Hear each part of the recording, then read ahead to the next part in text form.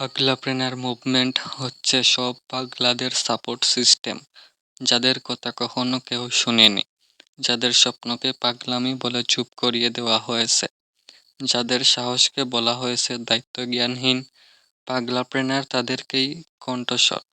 পাগলাপ্রেনার defend করে না, পাগলাপ্রেনার declare করে, হে আমি পাগলা, আমি পাগলাপ্রেনার।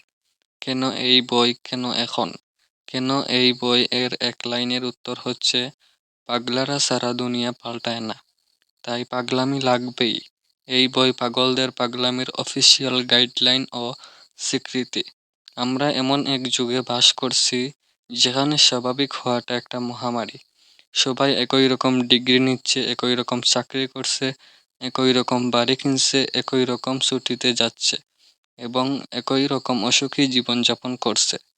2023 সালের একটা গ্যালাপ সার্ভে বলছে বিশ্বের 85% মানুষ তাদের কাজে অসন্তুষ্ট।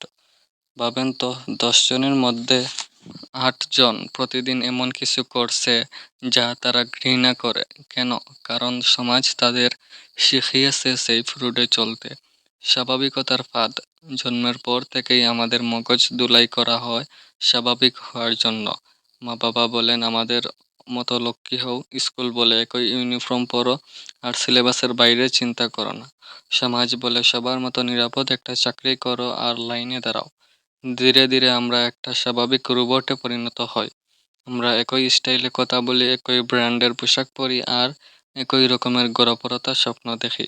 কিন্তু ইতিহাসের দিকে তাকিয়ে দেখুন, যাদের নাম আমরা আজ শ্রদ্ধা ভরে স্মরণ করি তাদের কেউ নরমাল ছিল না। স্বাভাবিক মানুষরা বীর বাড়ায়, কিন্তু পাগলারাই ইতিহাস পরিবর্তন করে।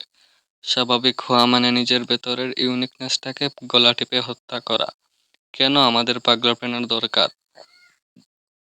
পাগলাপ্রেনার মুভমেন্ট আপনাকে 4টা জিনিস দেয়। 1. আইডেন্টিটি, আপনি আর নরমাল নন, আপনি একজন পাগলাপ্রেনার। 2. ওনারশিপ, আপনার জীবন আপনার, সমাজের প্রত্যাশা নয়, নিজের দায়িত্ব নিজের কাঁধে নিন। 3.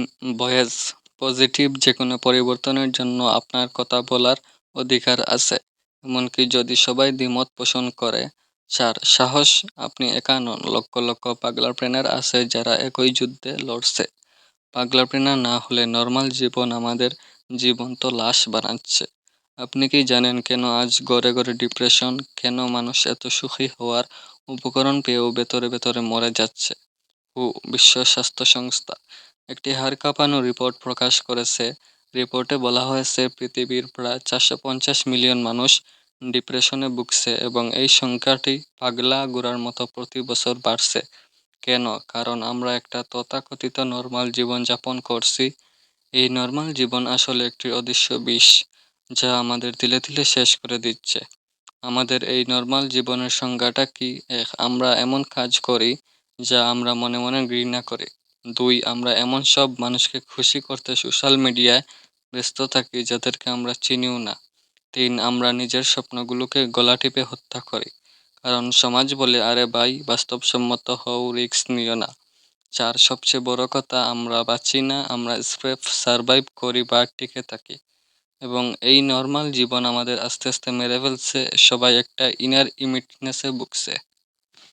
আমি একবার এক 85 বছরের বৃদ্ধের করুণ গল্প শুনেছিলাম। মৃত্যুর খুব কাছাকাছি দাঁড়িয়ে থাকা সেই বৃদ্ধকে জিজ্ঞেস করা হয়েছিল, আপনার জীবনের সবচেয়ে বড় অনুশোচনা কি? তিনি ভেজা চোখে বলেছিলেন, আমি যা করেছি তা নিয়ে আমার কোনো আক্ষেপ নেই। আমার বুক ফেটে যায় এটা ভেবে, যা আমি করতে চেয়েছিলাম কিন্তু করিনি।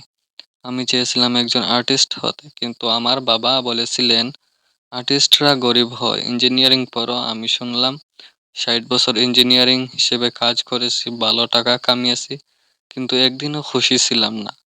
আজ মনে হচ্ছে আমি 60 বছর ইঞ্জিনিয়ারিং করিনি, বরং 60 বছর ধরে নিজের ভেতরকার শিল্পীটাকে তিলে তিলে কবর দিয়েছি। এটাই নরমাল জীবনের মূল্য। আপনি টাকা পাবেন, নিরাপত্তা পাবেন, সম্মান পাবেন, কিন্তু আপনি হারাবেন নিজেকে। পাগলাপ্রেনার এর বিরুদ্ধে দাঁড়ায়। পাগলাপ্রেনার বলে, আমি বরং ঝুঁকি নিয়ে আমার স্বপ্নের পেছনে দৌড়াতে গিয়ে ব্যর্থ হব, তবুও নিরাপদ জীবনের নামে নিজের আত্মাকে তিলে তিলে মরতে দেব না। পাগলাপ্রেনার মানে আত্মাকে বাঁচানোর বিদ্রোহ। কেন স্বাভাবিক মানুষরা ব্যর্থ হয়? বেশিরভাগ মানুষ ট্যালেন্ট বা পরিশ্রমের অভাবে ব্যর্থ হয় না। তারা ফেইল কারণ তারা স্বাভাবিক হতে চায়। তারা চায় সবাই তাদের পছন্দ করুক, তারা চায় সবার অ্যাপ্রুভাল, তারা চায় ঝুঁকি এড়াতে। কিন্তু ইতিহাস আমাদের শেখায় বিশাল ইমপ্যাক্ট এবং নিরাপত্তা একসাথে আসে না, যেকোনো একটা বেছে নিতে হয়। থমাস এডিসন হাজারবার ব্যর্থ হয়েছিলেন। বাল্ব আবিষ্কার করার আগে একজন সাংবাদিক তাকে জিজ্ঞেস করেছিল, হাজারবার ব্যর্থ হওয়া কেমন অনুভূতি? এডিসন উত্তর দিয়েছিলেন, আমি ব্যর্থ হইনি, আমি শুধু হাজারটা উপায় খুঁজে পেয়েছি যা কাজ করে না। একজন স্বাভাবিক মানুষ 10 বার চেষ্টার পর হাল ছেড়ে দিত, কিন্তু এডিসন ছিলেন পাগল। তিনি হাজারবার চেষ্টা করেছিলেন এবং আজ আমরা যে আলো দেখছি সেটা তার পাগলামির ফল।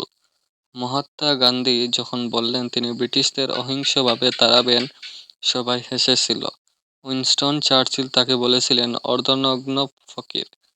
ব্রিটিশ সাম্রাজ্য ছিল পৃথিবীর সবচেয়ে শক্তিশালী। কিভাবে একজন লাঠি হাতে মানুষ তাদের পরাজিত করবে? কিন্তু গান্ধী জানতেন যা ব্রিটিশরা জানত না। তিনি জানতেন অহিংসা সহিংসতার চেয়ে বেশি শক্তিশালী। তিনি জানতেন নৈতিক আর শক্তি সামরিক শক্তির চেয়েও বেশি টেকসই। এবং 1947 সালের 15ই আগস্ট যখন ভারত স্বাধীন হলো, পুরো দুনিয়া দেখলো একজন পাগল কিভাবে একটা সাম্রাজ্য ভেঙে ফেললো। এটাই স্বাভাবিক এবং পাগলের পার্থক্য। স্বাভাবিক মানুষ বাস্তবতা মেনে নেয়, পাগল বাস্তবতা বদলে দেয়।